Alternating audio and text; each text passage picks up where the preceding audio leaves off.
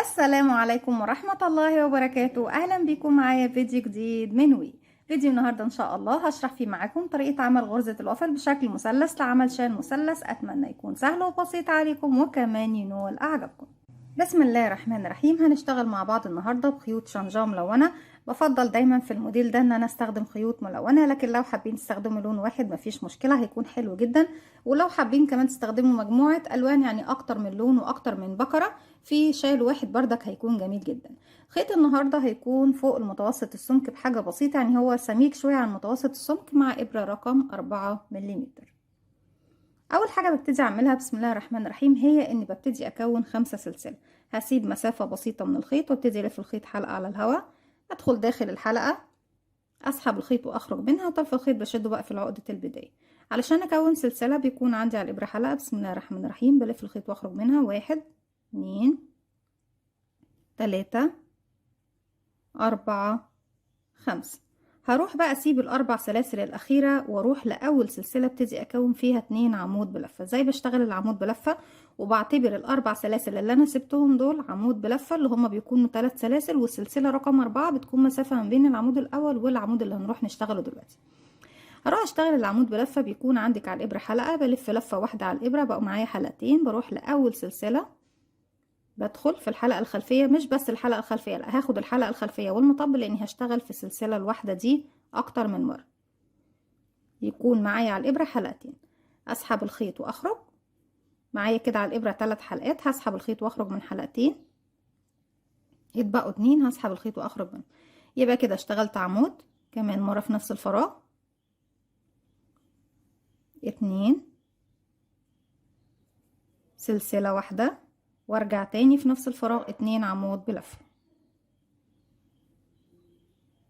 1.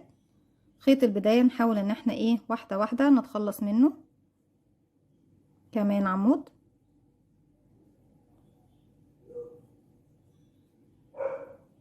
كده 2، وارجع واشتغل سلسلة، وارجع تاني بعد السلسلة دي اشتغل كمان عمود.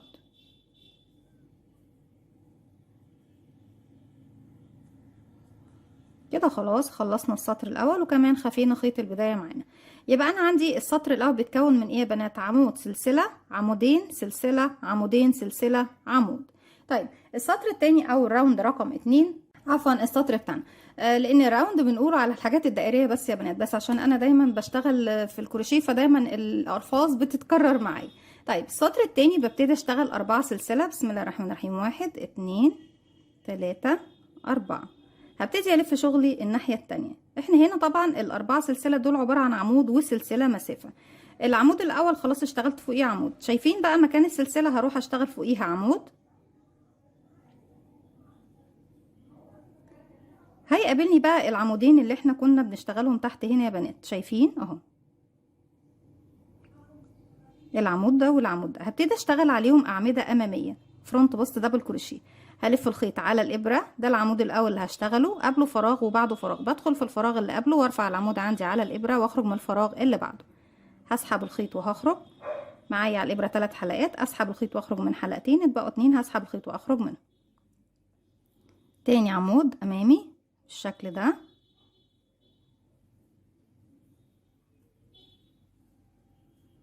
ونبتدي نشتغل فيه سلسلة الزاوية. بشتغل فيها عمود سلسلة عمود، 1 عمود، 1 سلسلة، كمان مرة في نفس الفراغ، 1 عمود، ونفس اللي بشتغله على اليمين بكرره هو على اليسار. هبتدي اشتغل العمودين اللي جايين اعمدة امامية فرونت بوست دبل كروشيه، 1 2. نرجع فوق السلسلة اللي جاية او الاربع سلاسل. طبعا انا مش هنحدد بقى سلسلة معينة نشتغل فيها، في الفراغ هو ببتدي اشتغل في الفراغ ده عمود وسلسلة وعمود، المفروض انه بيكون في 3 سلسلة ارتفاع، 1 2 3. ده للبنات اللي بيحبوا الدقة في الشغل، انك بتدخلي في 3 سلسلة وتشتغلي. طيب انا لو عايزة يعني اشتغل بشكل سلس وسهل وسريع وبسيط، بدخل في الفراغ هو واشتغل العمود بلفة الاخير. زي ما احنا شايفين بالشكل ده. يبتدي طبعا شكل غرزة الوافل معايا يبتدي يتكون. السطر اللي جاي بنبتدي نرتفع بردك 4 سلسلة على مدى ارتفاعك للشال كله او القطعة المثلثة كلها اللي بتشغليها. ارتفاعك دايما في كل السطور بيكون 4 سلسلة. 1 2 3 4. هلف شغل الناحية التانية. هنا المرة دي بقى في السطر ده ناخد بالنا يا بنات ان انا هبتدي اكرر السطر اللي فات والسطر اللي احنا فيه دوت. على مدى ارتفاعك للشال كله بتبتدي تكرري السطرين دول مع طبعا عدد التزايد في عدد الغرز. ان السطر اللي فات انا كنت برتفع 4 سلسله وبشتغل غرزه واحده بس في الفراغ اللي فيه سلسله. هنا بقى انا برتفع 4 سلسله والفراغ الاول اللي بيقابلني بشتغل فيه عمودين. بردك هنا في الزاويه تحت كنت بشتغل عمود سلسله عمود. اما في السطر التاني اللي احنا بنبتدي نشتغله بطريقه التكرارات بتاعتنا هنبتدي نشتغل زي ما بشتغل في الاول عمودين هنا وعمودين في الاخر هنا. هبتدي اشتغل في المنتصف بردك في الزاويه عمودين سلسله عمودين. تمام. هنشتغل عمودين. 1 2. طيب هيقابلني تحت العمود اللي احنا كنا بنشتغله ايه عادي. هي هنا طبعا جاي بشكل بارز بالنسبه لي فبشتغله امامي فرونت بوست دبل كروشيه. يعني العمود ده هبتدي اشتغله عمود امامي بنعكس الاماكن. طيب العمودين اللي جايين كنت بشتغلهم تحت امامي، لا هنا هشتغلهم اعمده عاديه تحت حرف الفي بشكل طبيعي. عمود بلفه عمود بلفه عادي. طيب نرجع تاني. العمودين بقى اللي في الزاوية هنشتغل عمود امامي على اول عمود. وطبعا هتقابلني سلسلة الزاوية قبل ما اروح اشتغل العمود ده عمود امامي لازم اشتغل الزاوية. الزاوية بتكون فيها ايه يا رندا؟ عمودين سلسلة عمودين. 1 2 وسلسلة 1 تشين كمان 2 دبل كروشيه. 1 2. هيقابلني مباشرة العمود اللي احنا كنا بنشتغله تحت عادي في الزاوية. هبتدي اشتغل عليه فرونت بس دبل كروشيه عمود امامي 1.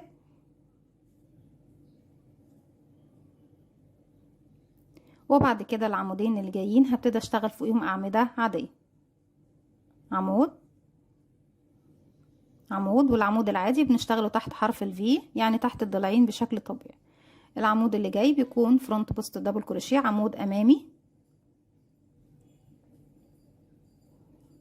طيب بعد كده بنبتدي نشتغل ايه؟ ببتدي اشتغل عمودين على السلسلة 1 زي ما ابتديت يا بنات السطر هنا بختم بنفس الطريقة. 2 وسلسلة ونشتغل العمود الاخير اللي بيكون طبعا على حافة المثلث زي ما احنا شايفين بالشكل ده. طبعا هيبتدي الشكل معايا يبان غرزة الوافل هتبتدي تتكون معايا. طيب نبتدي تاني نكرر السطر اللي قبل اللي فات. 4 سلسلة 1 2 3 4. لفي شغلك الناحية التانية. فوق السلسلة بشتغل عمود بلفة 1. العمودين اللي بيقابلوني ببتدي اشتغلهم فرونت بوست دبل كروشيه على الاتنين عمود امامي على كل عمود منهم. ده عمود امامي وده كمان عمود امامي.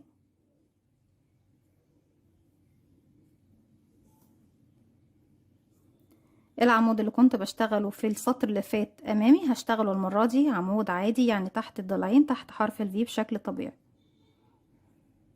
الامامي يعني بشتغله من وش الشغل. اما العادي بدخل داخل الفراغ نفسه وابتدي اشتغل يا بنات. هرجع هنا عمودين هبتدي اشتغل عليهم اعمدة امامية فرونت بوست دبل كروشيه عمود امامي كمان عمود امامي عمود عادي على العمود اللي كان امامي في الجهة الخلفية. هنا هيقابلني بردك العمودين بقى اللي كانوا في الزاوية تحت ببتدي اشتغل عليهم اعمدة امامية فرونت بوست دبل كروشيه على الاتنين عمود امامي عمود امامي. طيب سطرنا دوت ابتديناه بعمود واحد في البداية. بصوا اشتغلنا 4 سلسلة يعني عمود سلسلة وجينا هنا اشتغلت عمود واحد بس فوق السلسلة، بمعنى انك بردك في الزاوية بتشتغلي عمود سلسلة عمود. يعني مرة بشتغل عمود في الاول وعمود في الاخر وعمود سلسلة عمود في المنتصف، ومرة بشتغل عمودين عمودين عمودين سلسلة عمودين. تمام، نحفظ القاعدة بقى كده: عمودين، عمود واحد وسلسلة وكمان عمود. ارجع العمودين اللي جايين هيكونوا اعمدة امامية فرونت بوست دبل كروشيه كده، عمود امامي كمان عمود امامي، عمود عادي على العمود اللي كان امامي تحت، بدلي الاماكن، عمودين اماميين فرونت بوست دبل كروشيه، واحد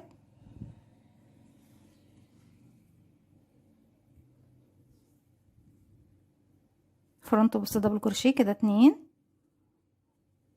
دبل كروشيه يعني عمود واحد بس عادي،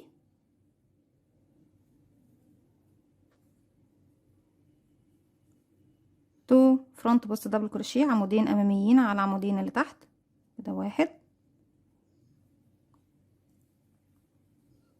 اتنين. هيقابلني السلسلة والعمود او الاربع سلاسل بمعنى اصح، بس الاربع سلاسل دول هم عبارة عن عمود سلسلة، هشتغل فوقيهم عمود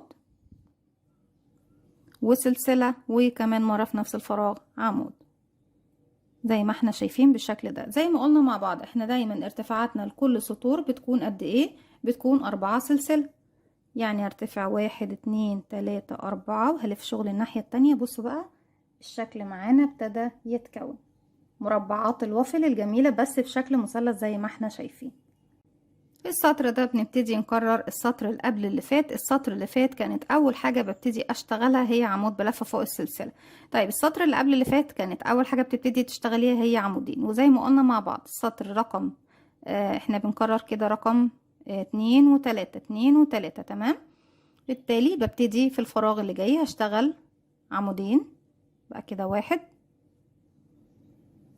اتنين في نفس الفراغ. نبتدي بقى نبدل الاماكن، يعني العمود اللي تحت ده هنا اهو بالنسبه لي هنا كان عمود ايه؟ مفروض ان هو يكون عمود عادي، اذا فانا بشتغل عليه من الخلف عمود امامي فرونت بوست دبل كروشيه. العمودين اللي جايين كانوا اعمده اماميه، هنحولهم لاعمده عاديه، عمود عادي عمود عادي زي ما احنا شايفين. احنا كده ده السطر رقم واحد، ده كده 2 3 4. العمود العادي يتحول لعمود امامي فرونت بوست دبل كروشيه، عمودين عاديين،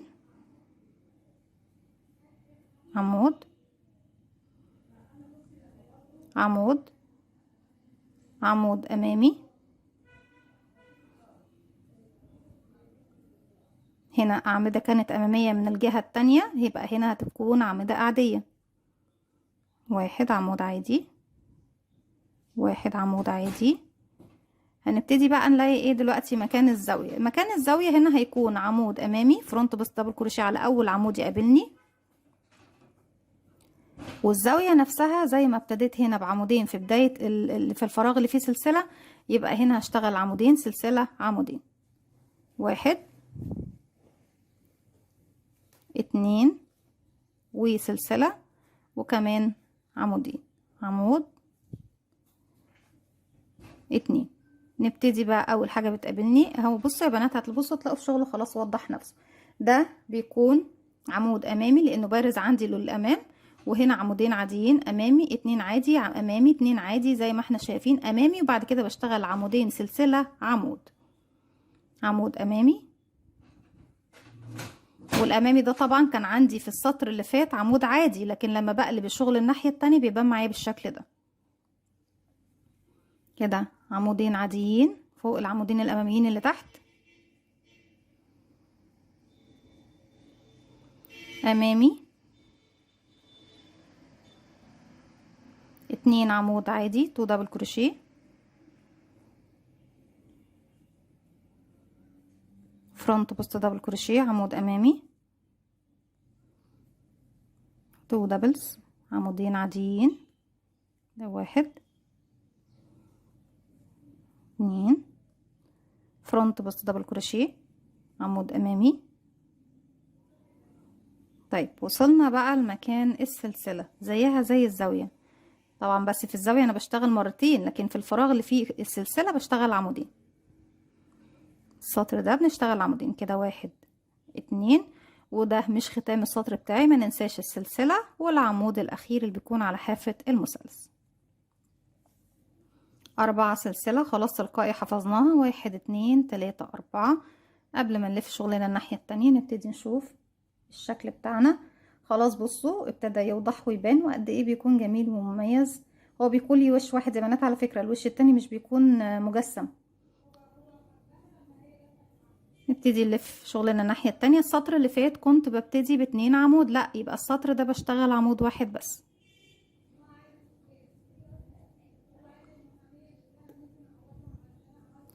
طيب هنبتدي بقى. انا هنا اشتغلت العمود الاولاني. الاعمدة دي عندي تحت زي ما احنا شايفين كانت اعمدة عادية، اذا هنحولها لاعمدة امامية. فرونت بوست دبل كروشيه، 2 فرونت بوست دبل كروشيه كده، 1 2.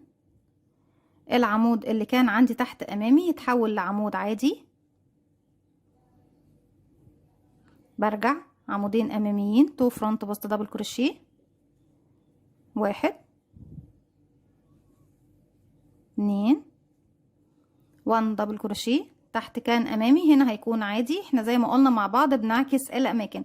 بصوا في ايه يا بنات، القاعده في المثلث دوت او في الشال دوت هي حاجات معينه وحاجات محدوده وبسيطه. بدايه السطر في هما سطرين اللي بنكررهم. بدايه السطر مره ببتدي بعمود، والسطر التاني ببتدي بعمودين.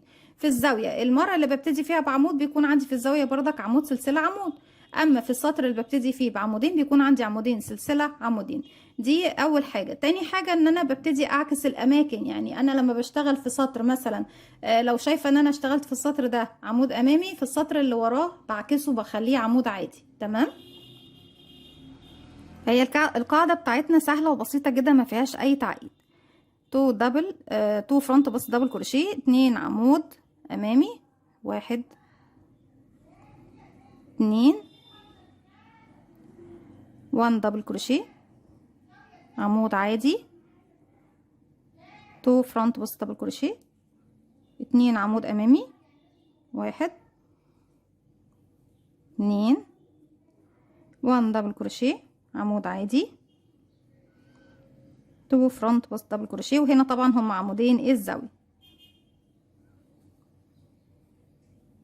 امامي امامي. طيب الزاوية هنا المكان السلسلة بقى بنشتغل فيها ايه؟ احنا ابتدينا في البداية بتاعتنا عمود، اذا بشتغل هنا مرتين عمود وسلسلة فيصل تديني فرق ما بين الجهة دي والجهة دي، وبعد كده ارجع عمود اللي هو طبعا بيخص الجهة المقابلة ليه. وبكرر اللي عملته على اليمين هو اللي بكرره على اليسار. الأعمدة اللي كانت عندي تحت هنا هتبصوا كانت أمامية بشتغلها عادية، عفوا بشتغلها أمامية فرونت بوست دبل كروشيه. العمود اللي كان أمامي بخليه عادي، 2 أمامي وواحد عادي، 2 أمامي وواحد عادي، 2 أمامي وواحد عادي، 2 أمامي وواحد عادي، وارجع سلسلة وواحد كمان. تمام يا بنات. بكمل السطر دوت وارجع لكم نكمل مع بعض. رجعت لكم تاني وخلصت السطر وابتديت كمان ال4 سلاسل. بس بصوا بقى شكل الشال معانا من بداية الشال ده على فكرة بيبتدي يتكون شكله الجميل ده زي ما احنا شايفين. وتقدري تشتغلي كل سطرين بلون واحد زي ما انتوا شايفين بالشكل ده، بحيث ان احنا المرحلة بتاعتنا بتتكون من سطرين. تمام. بنبتدي بقى نكرر لغاية ما نوصل لنهاية السطرين اللي احنا قلنا عليهم دول. اي سطرين بقى تحدديهم. هو عامة بدايتهم معانا كان السطر رقم 2 ورقم 3، لكن كل سطرين هم اللي بنبتدي نكررهم ايه في الشال بتاعنا كله. طيب السطر اللي فات كنت بشتغل ايه؟ كنت بشتغل فوق الفراغ الاول فوق السلسلة عمود واحد بس، بمعنى ان السطر التاني ببتدي اشتغل عمودين. بقى كده عمودين، 4 سلسلة عمودين، 1 2. هنا العمود دوت عندي كان عمود عادي، بالتالي بحوله لعمود امامي. يعني لازم نحول الشغل بتاعنا يا بنات زي ما قلنا مع بعض. العمودين الاماميين بيتحولوا لاعمدة عادية، 2 دبل كروشيه يعني عمودين عاديين، عمود امامي فرونت بس دبل كروشيه، 2 دبلز عمودين عاديين،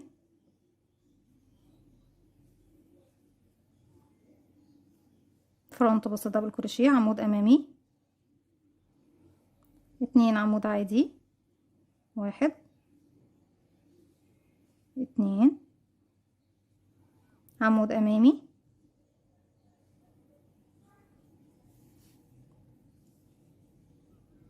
2 عمود عادي. خلاص بصوا انا تلقائي مش محتاجه ان انا احفظ قاعده، خلاص انا الشغل باين قدامي وواضح ومتحدد قدامي. الشكل البارز بشتغل عليه امامي، الشكل اللي داخلي بشتغل عليه اعمده عاديه. حكايه يعني ايه بكل بساطه وسهوله. كده بكون وصلت للزاويه. اول عمود من الزاويه بشتغل عليه عمود امامي فرونت بسطه بالكروشيه. هنا بقى ببتدي، انا اشتغلت هنا كام عمودين في البدايه، بيبقى بنشتغل مرتين بالعمودين دول داخل الزاويه، يعني عمودين سلسله عمودين، 1 2 وسلسله وكمان مره 1 2. نرجع، وطبعا الشغل محدد نفسه من غير حتى كمان انا ما اقول. بصوا يا بنات هنبص نلاقي ده بارز، يبقى امامي 2 عادي، امامي 2 عادي، امامي 2 عادي، امامي 2 عادي، امامي 2 عادي، امامي. وفوق السلسله بشتغل 2 عمود وبعد كده سلسله وبعد كده عمود بلفه كمان عشان نختم السطر بتاعنا بالشكل ده. مش هطول عليكم اكتر من كده، خلاص فكرتنا وضحت. بتبتدي تكملي الشال بتاعك بنفس الطريقه لغايه ما توصلي للحجم اللي انت محتاجاه، تعملي منه بندانه، تعملي منه شال زي ما انت عاوزه. دي كانت فكره الفيديو بتاعي النهارده، اتمنى تكون سهله وبسيطه عليكم وكمان تنول اعجابكم. فضل ليس امر، ما تنسوش اذا عجبكم الفيديو تدعموني بلايك وشير وسبسكرايب، واستنوني فيديو جديد من وي. متنسوش كمان تفعلوا زرار الجرس يوصلكم مني كل جديد. السلام عليكم ورحمه الله وبركاته.